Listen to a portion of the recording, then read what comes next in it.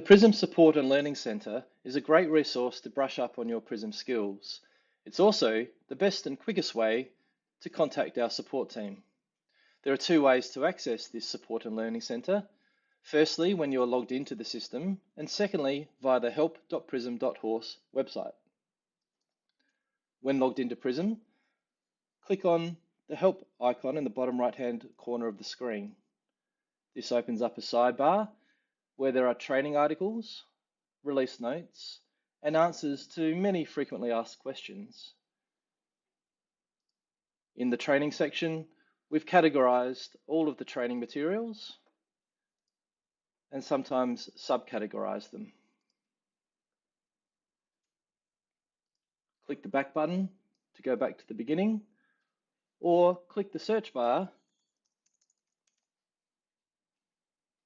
and search for any content that you're looking for.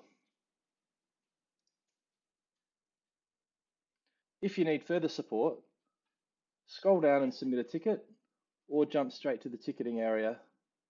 Please provide all of your details and as much description, and our support team will respond as soon as they can.